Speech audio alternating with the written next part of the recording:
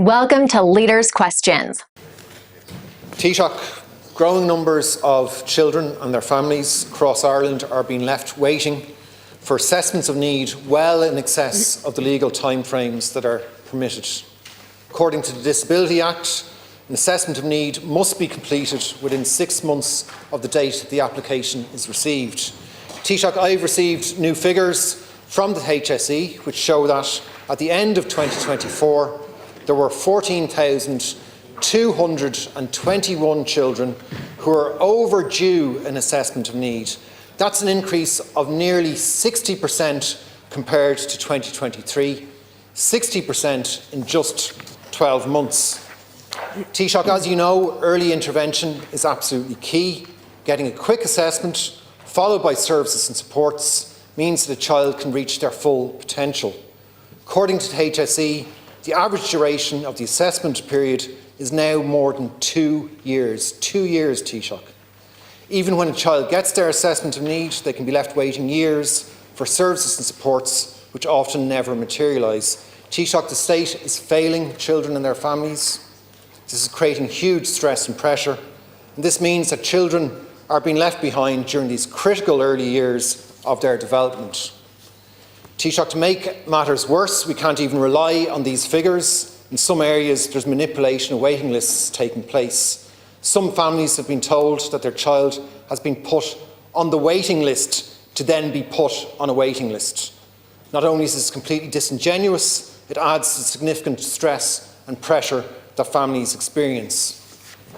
Taoiseach, the situation is so bad that there are now a number of law firms who will issue a legal complaint to the HSE on a family's behalf after 3 months and initiate legal proceedings after 6 months. This typically results in the HSE providing assessment of need through contracting a private service. Families that don't go down this route are left at the back of the queue, while legal costs for the state are mounting. Instead of the state forking out money on these legal fees, would not be much better to spend the money instead on ensuring that legal timeframes are met in the first place?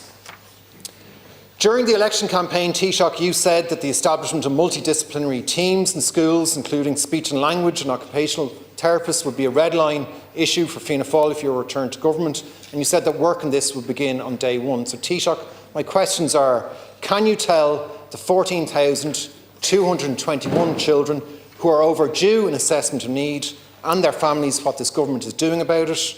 When will the government meet the 6-month legal timeframe for completing the assessment of needs? And when will the multidisciplinary teams that you've promised for schools be put in place? Thank you, Deputy Taoiseach. Well, first of all, you're correct insofar as I did identify the provision of a school-based multidisciplinary therapy service, particularly in special schools, as a core priority of mine and a red line issue. And we are pursuing that, and I've already had meetings with my officials and will be convening a meeting with all relevant government ministers and agencies in respect of delivering on that. There were attempts in the last year of a pilot initiative on that front which did not yield the outcomes that both the HSE and the Department of Children anticipated would. And that was based on a HSE model. And I'm very clear that in the first, that's one initiative we have to take. It won't solve all of the issues. The CDNT teams are recruiting, so it's not a funding issue, but they've had challenges recruiting therapists to the model that has been created since progressing disability was introduced back in 2013, which in my opinion hasn't worked. That's why I believe passionately in a schools-based system, particularly in special schools to begin with. Also, I think we have to deal with the outcome of the 2022 High Court judgment of Ms Justice Phelan in the case of CTM and JA versus the HSE, which found that the preliminary team assessment approach described in the HSE's standing operating procedures for assessment of need did not meet the requirements of the Disability Act. I think we have to deal with that through legislation, if I'm frank, and there has to be, again, engagement if we want to move this on, because that has had a huge impact on the assessment of the need process. And I think that has to be acknowledged. There's issues around recruitment and that, but I think that ruling has operationally had a very significant impact on the situation, and we need to admit that. When I say we, collectively in the House, but it'll be politically, people may not want to deal with that.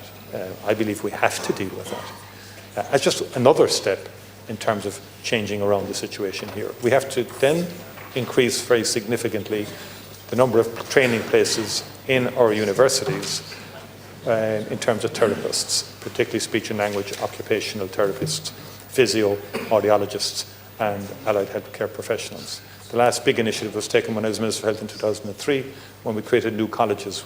At that stage, there was only one college in Ireland doing therapists, speech and language. But we need to double down on that in this era and create significant more places in our third level colleges in respect of therapists. In the interim period, the HSE, as you know, last year has been facilitating parents with private sector services and accessing private providers. I want to get developed a national health-based system, in terms of the clinical assessment, and then an education system in terms of the special schools. Taoiseach, 90% of assessment of needs are being done outside of the legal time frame now. 90%. And this is the law. It's not an optional extra for you or for the government. So I'm not clear from your answer, is this government going to meet the legal requirements of the Disability Act? Are you going to take action so that 90% turns to 0%, so that you and your government are compliant with the law on this? Are you intending not to meet the requirements of the Disability Act? Can you be clear on that? Are you going to take action to meet the requirements of the Disability Act? Are you intending not to? Are you intending to allow the current situation to continue? Thank you. No, we're not prepared to allow the current situation to continue. And all focus will be on improving access to therapies for children in particular, and to turn around the entire approach to therapists from the earliest days of a child coming out of paediatric services. There's not a sufficient link up, in my view, coming out of paediatric services with follow-on services, except in some cases it won't be immediately apparent in respect of the needs of children. Some manifest later in a child's life, but there needs to be far greater synergy, in my view, between the world of paediatrics and the follow-up services and early childcare services. I also think we need to increase significantly the capacity, the context and the environment for therapists to work. There have been challenges within the CD&T teams, the way they were, in many cases the workload has been particularly onerous on quite a number of therapists, and many have left the service and they've had difficulty recruiting people. Thank you, Taoiseach. We now move to the Independent Technical Group. Deputy Paul. Like, share, and subscribe, and let us know your thoughts in the comments. We'd love to hear from you.